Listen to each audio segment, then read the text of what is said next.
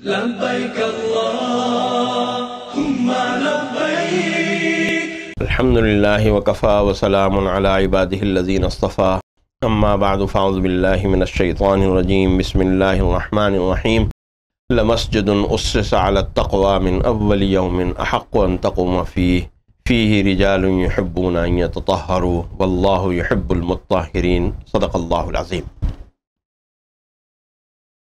حجاج کرام، اللہ تعالیٰ نے آپ کو مکہ مکرمہ کی زیارت کے بعد اب مدینہ منورہ کی حاضری اور مدینہ منورہ میں روضہ رسول کی زیارت سے نوازنے کا ارادہ کیا ہے، اور اب آپ مدینہ منورہ پہنچ گئے ہیں. اللہ تعالیٰ آپ کے اس سفر کو مبارک فرمائے، اور اس سفر میں جو بھی عبادتیں مانگی ہیں، جو بھی عبادتیں کی ہیں، اللہ تعالیٰ ان عبادتوں کو قبول فرمائے، اور جو بھی دعائیں مانگی ہیں یا جو بھی دعائیں آپ مانگیں گے، اللہ تعالیٰ ان سب دعاؤں کو قبول فرمائے. مدینہ منورہ نبی کریم صلی اللہ علیہ وسلم کا شہر ہے. یہ مدینۃ النبی ہے، نبی کا شہر. مدینۃ النبی کا مطلب ہی یہ ہے کہ یہ نبی کا شہر ہے. یہاں اب آپ کے میزبان نبی کریم صلی اللہ علیہ وسلم ہیں. مکہ مکرمہ میں آپ مہمان تھے اللہ کے، اور مدینہ منورہ میں آپ مہمان ہیں اللہ کے محبوب کے. وہاں اللہ کا حبیب آپ کا میزبان ہے، اور سبحان اللہ کیا خوبصورت بات ہے کہ اللہ کا حبیب آپ کا میزبان، اللہ کا محبوب، اللہ کا رسول آپ کا میزبان، اور آپ اس کے مہمان ہیں. وہاں آپ نے اللہ کا جلال دیکھا. مکہ مکرمہ میں اللہ کا جلال نظر آتا ہے، انسان اس جلال سے خوف زدہ سا ہو جاتا ہے. مدینہ منورہ کی فضا، مدینہ منورہ کی ہوا ایک محبت کی فضا ہے، ایک جمال کی فضا ہے. آپ کو وہاں جمال، آپ کو وہاں سکینت، آپ کو وہاں وقار، آپ کو وہاں اطمینان قلبی اور ایک ایسی آسودگی اس فضا میں داخل ہونے کے ساتھ ہی محسوس ہوگی کہ آپ اس کو الفاظ میں بیان نہیں کر سکتے. وہ صرف محسوس کرنے والی بات ہے. وہی محسوس کر سکتا ہے، وہی سوچ سکتا ہے کہ جو اس مدینے سے، اس شہر سے، اس کے در و دیوار سے، اس کی زمین سے عقیدت اور تعلق رکھتا ہے. امام مالک رحمۃ اللہ علیہ بہت بڑے فقیہ اور فقیہ مدینہ کے نام سے معروف ہے. فقہ کی اور علم کی دنیا کے اندر مدینہ منورہ میں رہے، اور ساری زندگی مدینہ منورہ سے سوائے ایک مرتبہ کے سفر حج کے باہر نہیں نکلے کہ کہیں ایسا نہ ہو کہ میں مدینہ منورہ سے باہر نکلوں اور میری موت کا وقت آ جائے اور مدینے سے باہر میری موت واقع ہو جائے. اس خوف اور ڈر کے مارے وہ مدینہ منورہ سے کبھی باہر نہیں نکلے. اور یہ حال تھا امام مالک رحمۃ اللہ علیہ کا کہ ساری زندگی وہ مدینہ منورہ میں رہے، لیکن ساری زندگی انہوں نے مدینہ منورہ میں جوتے پہن کر کبھی نہیں چلے. ہمیشہ وہ ننگے پاؤں مدینہ منورہ کی زمین کے اوپر چلتے تھے. پاؤں میں چھالے پڑ جاتے تھے، دھوپ کی شدت اور گرمی کی شدت کی وجہ سے آبلے پڑ جاتے تھے، تکلیف ہو جاتی تھی پاؤں میں. ساتھی اور شاگرد کہا کرتے تھے کہ امام رحمۃ اللہ، امام آپ جوتے پہن لیجئے، آپ اتنی زحمت نہ اٹھائیے. فرماتے تھے کہ نہیں، میری طبیعت اس بات کو گوارا نہیں کرتی کہ میں اس سرزمین پر جوتے پہن کے چلوں جس زمین پر نبی کریم صلی اللہ علیہ وسلم چلے تھے، جس زمین پر نبی کریم صلی اللہ علیہ وسلم کے پاؤں پڑے تھے. کہیں ایسا نہ ہو کسی ایسی جگہ میرا جوتا پڑ جائے جہاں رسول اللہ صلی اللہ علیہ وسلم کے پاؤں پڑے ہوں. تو آپ کو اللہ تعالیٰ نے اس شہر کی زیارت نصیب فرمائی ہے جو شہر نبی کریم صلی اللہ علیہ وسلم کا شہر ہے. اب یہاں یہ بات دیکھیے گا کہ یہ ادب و احترام کی بارگاہ ہے، اور یہاں ادب و احترام کا خیال رکھنا، ادب و احترام کا لحاظ رکھنا یہ نہایت ضروری بات ہے. بیکار میں کسی سے الجھیے مت، بیکار میں کسی سے بحث نہ کیجیے، کسی سے لڑائی جھگڑا نہ کیجیے، اس لیے کہ یہ ادب گاہ کا مقام ہے. یہاں آپ کے ادب کا اور آپ کے احترام کا امتحان ہے. مکہ مکرمہ میں آپ کے صبر کا امتحان تھا، مکہ مکرمہ میں آپ کی طاقت اور قوت کا امتحان تھا، آپ کی مشقتوں کو برداشت کرنے کا امتحان تھا. یہاں آپ کے ادب و احترام کا امتحان ہو رہا ہے کہ آپ کتنے با ادب ہیں، آپ کتنا احترام کرنے والے ہیں. نبی کریم صلی اللہ علیہ وسلم جیسی محترم ہستی اور شفیق ہستی وہاں موجود ہے. رحمت للعالمین کا وہ شہر ہے. اس رحمت للعالمین کے شہر میں ادب کا لحاظ رکھیں. اور یہ بات یاد رکھیں کہ دیکھیے قرآن حکیم نبی کریم صلی اللہ علیہ وسلم کا ادب بیان کرتے ہوئے ایک بات ارشاد فرماتا ہے یا ایھا الذین آمنوا لا ترفعوا اصواتکم فوق صوت النبی، اے ایمان والو اپنی آواز کو نبی کی آواز سے بلند نہ کرنا۔ یہ نبی کریم صلی اللہ علیہ وسلم کے ادب کا اور آپ کے احترام کا تقاضا ہے، اور یہ آج بھی اسی طرح ہے جس طرح نبی کریم صلی اللہ علیہ وسلم کی حیات مبارکہ میں تھا، جب آپ اس دنیا کے اندر موجود تھے اور اس حیات مستعار کے اندر تھے، اس وقت بھی اسی طرح یہ تقاضا تھا، اور آج بھی یہ اسی طرح تقاضا ہے رسول اللہ صلی اللہ علیہ وسلم کے ادب و احترام کا۔ اور آپ یہ بات محسوس کریں گے جب آپ مسجد نبوی کے اندر نمازیں پڑھیں گے کہ مدینہ منورہ کے ائمہ،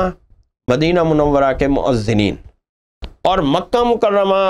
کے ائمہ اور مکہ مکرمہ کے مؤذنین، ان دونوں کے درمیان اگر آپ موازنہ کریں گے تو آپ کو محسوس ہوگا کہ مکہ مکرمہ کے ائمہ، مکہ مکرمہ کے اذان دینے والے حضرات زور سے اور بلند آواز سے پڑھتے اور بلند آواز سے اذان دیتے ہیں،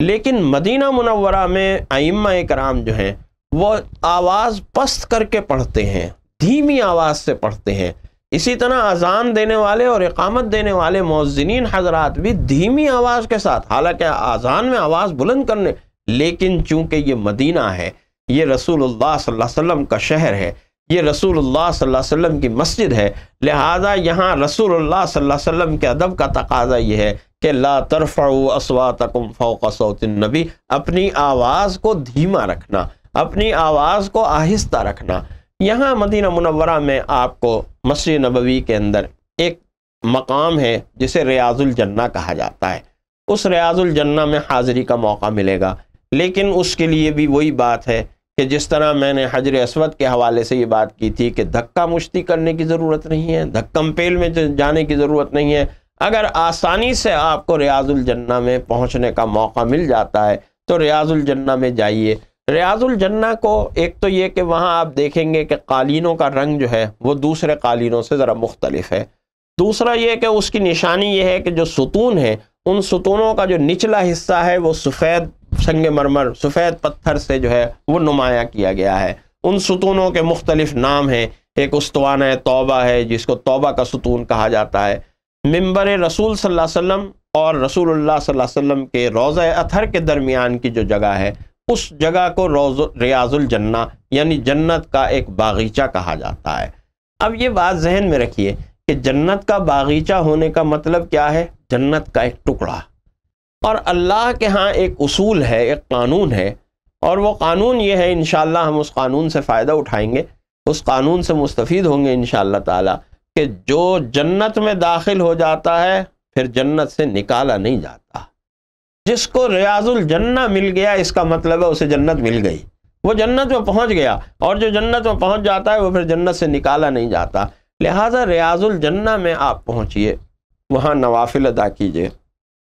وہاں ایک چبوترا آپ کو نظر آئے گا، یہ چبوترا وہ صفہ ہے کہ جس پر اصحاب صفہ بیٹھا کرتے تھے، اس چبوترے پر بھی اگر آپ پہنچنے کی آسانی سے کوشش کر سکتے ہیں اور آسانی سے اور اطمینان سے پہنچتے ہیں تو اس صفے پر بھی جائیے، تھوڑی دیر وہاں بیٹھیے، قرآن کریم کی تلاوت کیجیے، نوافل ادا کیجیے۔ اسی طرح مسجد نبوی کے اندر بڑے ادب و احترام کے ساتھ آپ وقت گزاریے۔ پہلے یہ ہوتا تھا کہ مسجد نبوی رات کو بند کر دی جاتی تھی، لیکن اب الحمدللہ حکومت سعودیہ نے یہ اہتمام کر دیا کہ مسجد نبوی بھی حرم مکی کی طرح 24 گھنٹے کھلی رہتی ہے، لہٰذا جتنا وقت آپ مسجد نبوی میں زیادہ سے زیادہ گزار سکتے ہیں، مدینہ منورہ کے قیام کے دوران زیادہ سے زیادہ وقت آپ مدینہ منورہ میں مسجد میں گزاریے یہاں۔ اور یہ بات ذہن میں رکھیے کہ مسجد نبوی میں جب آپ آئیں، جب بھی داخل ہوں، نماز کے لیے آ رہے ہیں، بیٹھنے کے لیے آ رہے ہیں، تو داخل ہوتے وقت آپ اعتکاف کی نیت کر لیں، یہ ارادہ کر لیں کہ اے اللہ جتنی دیر میں مسجد میں رہوں گا میں اعتکاف میں ہوں۔ آپ کو اعتکاف کا ثواب خود بخود ملتا رہے گا، مفت میں ملتا رہے گا۔ مسجد نبوی میں بیٹھ کر مدینہ منورہ قیام کے دوران اللہ کا ذکر کثرت سے کیجیے، کثرت سے نبی کریم صلی اللہ علیہ وسلم پر درود بھیجیے۔ روضہ اطہر پر جب حاضری ہو، یہ لمحہ بڑا عجیب و غریب لمحہ ہوتا ہے، اس لمحے کو بہت قیمتی بنائیے۔ رسول اللہ صلی اللہ علیہ وسلم کے روضہ اطہر پر حاضر ہونا اور سلام پیش کرنا یہ کوئی معمولی سعادت نہیں، بہت ادب و احترام کے ساتھ، بہت خاموشی کے ساتھ نگاہیں نیچی کر کے پورے ادب و احترام کے ساتھ، اور ذرا تصور کیجئے کہ کہاں میں اور کہاں یہ سعادت کہ میں رسول اللہ صلی اللہ علیہ وسلم کے روضہ اطہر کے سامنے کھڑا ہوں۔ ذرا سوچ، ذرا تصور کیجئے کہ اللہ نے میری سارے گناہوں سے، میری ساری خطاؤں اور ساری لغزشوں سے کس طرح صرف نظر کیا اور مجھے یہ سعادت نصیب فرمائی کہ اپنے محبوب کے، اپنے حبیب کے روضہ اطہر کے سامنے لا کر کھڑا کر دیا۔ یہ اللہ کی کتنا بڑا انعام ہے، یہ اللہ کی کتنی بڑی دولت ہے، یہ اللہ کی طرف سے کتنی بڑی سعادت ہے جو میرے لیے مقدر ہوئی ہے۔ اس بات کو اور اس تصور کو ذہن میں رکھتے ہوئے روضہ اطہر پر حاضر ہوں، روضہ اطہر پر حاضر ہوں، تو آپ کو 3 وہاں جالی کے اندر نظر آئیں گے سوراخ۔ پہلا جو سوراخ ہے اس کے اوپر لکھا ہوا ہے کہ یہ رسول اللہ صلی اللہ علیہ وسلم کی مرقد مبارک ہے، وہاں رسول اللہ صلی اللہ علیہ وسلم کے حضور سلام پیش کیجئے۔ اور یہ بات یاد رکھیے کہ روضہ اطہر پر کھڑے ہو کر جو رسول اللہ صلی اللہ علیہ وسلم کو سلام پیش کرتا ہے، رسول اللہ صلی اللہ علیہ وسلم براہ راست اس کا سلام سنتے ہیں اور اس کے سلام کا جواب دیتے ہیں۔ روضہ اطہر پر سلام پیش کرنے کے بعد ذرا بائیں طرف ہو جائیے، ذرا دائیں طرف ہو جائیے، اور دائیں طرف جب آپ ہوں گے تو وہ دوسرا سوراخ آپ کے سامنے آئے گا، وہ حضرت ابوبکر صدیق رضی اللہ تعالیٰ عنہ کا مرقد مبارک ہے۔ وہاں حضرت ابوبکر صدیق رضی اللہ تعالیٰ عنہ کے لیے سلام پڑھیے، اور اپنی طرف سے بھی سلام پڑھیے، اپنے اعزاء اور اپنے رشتہ داروں کی طرف سے بھی سلام پڑھیے۔ یہاں یہ بات میں تھوڑا سا عرض کر دوں کہ اگر آپ یہ چاہتے ہیں کہ تھوڑا سا وہاں رک جائیں تو اس میں پھر آپ یہ کوشش نہ کریں کہ جالی کے قریب تر ہوں، بلکہ آپ یوں کریں کہ جتنا آپ صف میں آگے قبلے کی جانب جا سکتے ہو نا، قبلے کی جانب جائیں، اور قبلے کی جانب دیوار کے ساتھ ساتھ یعنی چلتے ہوئے وہاں آپ دیکھیں گے ریکس رکھے ہوئے بڑے خوبصورت، ان میں قرآن شریف رکھے ہوئے ہیں، ان ریکس کے ساتھ ساتھ جتنا بھی آپ قریب سے قریب تر ہو سکیں پہلی صف کے، اس قریب تر ہو کر پھر وہاں آپ جا کر بالکل پیچھے کھڑے ہو جائیں۔ اب آپ جب قبلے کی طرف پیٹھ کریں گے اور روضہ اطہر کی طرف چہرہ کریں گے تو اب آپ یعنی روضہ اطہر سے ذرا دور ہوں گے اور روضہ اطہر کے سامنے کھڑے ہوئے لوگوں کے پیچھے ہوں گے، لیکن وہاں آپ تھوڑی دیر اطمینان کے ساتھ کھڑے ہو سکتے ہیں، تھوڑی دیر اطمینان سے کھڑے ہو کر رسول اللہ صلی اللہ علیہ وسلم کے لیے درود پڑھ سکتے ہیں، لیکن یہاں ہاتھ اٹھا کر دعا نہیں مانگنی، یہاں رسول اللہ صلی اللہ علیہ وسلم کے لیے درود شریف پڑھنا ہے، رسول اللہ صلی اللہ علیہ وسلم کے لیے سلام پڑھنا ہے، اور ادب کے ساتھ نگاہیں نیچی رکھتے ہوئے یہاں رسول اللہ یوں سمجھیے، یہ تصور کیجئے کہ جیسے صحابہ رسول اللہ صلی اللہ علیہ وسلم کے خدمت میں حاضر ہوتے تھے، صحابہ آپ کے سامنے بیٹھتے تھے، تو صحابہ بیان کرتے ہیں، راوی بیان کرتے ہیں کہ صحابہ جب رسول اللہ صلی اللہ علیہ وسلم کی مجلس میں حاضر ہوتے تھے تو ایسے بیٹھتے تھے کہ جیسے ان کے سروں پر پرندے بیٹھے ہیں، ذرا سی انہوں نے حرکت کی یا ذرا سی آواز نکالی تو یہ پرندے اڑ جائیں گے۔ اس طرح ادب و احترام کے ساتھ وہاں حاضری دیجیے۔ اس ادب و احترام کو ملحوظ رکھتے ہوئے روضہ اطہر پر پہلے رسول اللہ صلی اللہ علیہ وسلم کی خدمت میں حاضری دیجیے، وہاں سلام پڑھیے، پھر حضرت ابوبکر صدیق رضی اللہ تعالیٰ عنہ کے لیے سلام پڑھیے، پھر تیسرے نمبر پر حضرت عمر فاروق رضی اللہ تعالیٰ عنہ، وہاں ان کے لیے سلام پڑھیے، اور پھر پورے ادب و احترام کے ساتھ آہستہ آہستہ آگے آتے ہوئے آپ باب السلام سے باہر نکل جائیے۔ یہ آپ کا سلام اگر آپ یہ روز کر سکتے ہوں، خواتین کے لیے وہاں الگ وقت ہوتا ہے، خواتین بھی اس بات کو ملحوظ رکھیں۔ یہ بات ذہن میں رکھیے کہ بعض اوقات خواتین کو وہاں روضہ اطہر پر حاضری کا موقع نہیں ملتا۔ اس کی ترکیب یہ ہے کہ خانہ یہ جو مسجد نبوی کی جو دیوار ہے، کعبے کی دیوار یعنی قبلے کی جانب کی جو دیوار ہے، اس دیوار پر اگر آپ دیکھیں تو یعنی آپ محراب کی طرف اگر آ رہے ہوں تو آپ کو ایک الماری سی نظر آئے گی، جیسے الماری کی بیک سائیڈ ہوتی ہے، وہ جو الماری کی بیک سائیڈ تھوڑی سی آگے کو نکلی ہوئی دیوار ہے وہ روضہ اطہر کے سامنے ہے۔ اگر خواتین کو اندر جا کر روضہ اطہر پر حاضری کا موقع نہیں ملا، سلام پڑھنے کا موقع نہیں ملا، تو پھر وہاں کھڑے ہو کر سلام پڑھیے۔ یہاں یہ بات بیان کرنی اور عرض کرنی بھی ضروری ہے کہ میں نے یہ دیکھا ہے عموماً کہ خواتین کا جب وقت ہوتا ہے اور خواتین وہاں آتی ہیں تو خواتین بہت شور مچاتی ہیں، بہت واویلا کرتی ہیں، شور نہ مچائیے، آواز زیادہ بلند نہ کیجیے۔ جہاں تک آپ کو جانے کا خاموشی اور ادب و احترام کے ساتھ موقع مل رہا ہے وہاں تک جائیے، اور جہاں آپ کو موقع نہیں مل رہا، جہاں جانے کے لیے آپ کو کوئی زبردستی کرنی پڑ رہی ہے، اس سے گریز کیجیے۔ یہ میں نے جیسے عرض کیا کہ یہ ادب کی منزل ہے، یہ ادب کا مقام ہے۔ یہاں ادب اور احترام کی دامن کو ہرگز ہاتھ سے نہ چھوڑیے، ادب و احترام کی راہ کو اور ادب و احترام کے اقدار کو مستقل اپنے ساتھ رکھیے۔ رسول اللہ صلی اللہ علیہ وسلم کے لیے یہ بات بہت باعث زحمت ہوگی کہ آپ وہاں کوئی ایسی حرکت کریں، وہاں کوئی ایسی شور شرابے کی بات کریں، وہاں کوئی لڑائی جھگڑا کریں، وہاں کسی کو دھکا دیں، وہاں کسی کو تکلیف دیں، کسی کو اذیت پہنچائیں۔ ظاہر ہے کہ یہ رسول اللہ صلی اللہ علیہ وسلم کے لیے بہت اذیت کا باعث ہوگی۔ آپ رسول اللہ صلی اللہ علیہ وسلم کے مہمان ہیں، رسول اللہ صلی اللہ علیہ وسلم کی اذیت کا باعث نہ بنے۔ آپ کی راحت کا، آپ کے آرام کا، آپ کے تقدس کا لحاظ رکھیں، اور اس تقدس کو ملحوظ رکھتے ہوئے وہاں کے قیام کے دوران مسجد قباء کی ضرور زیارت کے لیے جائیے، مسجد قباء میں نوافل ادا کیجیے، اور دیکھیے اگر آپ کے قیام کے دوران پیر کا دن آتا ہے تو کوشش کیجیے کہ پیر کے دن آپ مسجد قباء میں جائیں، ایسے وقت کے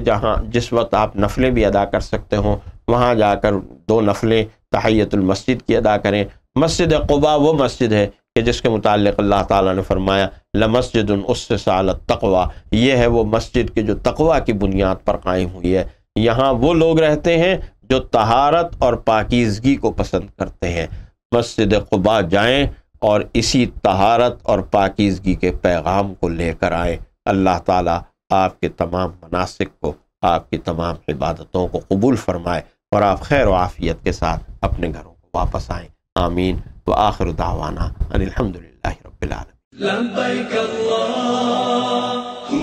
لبیک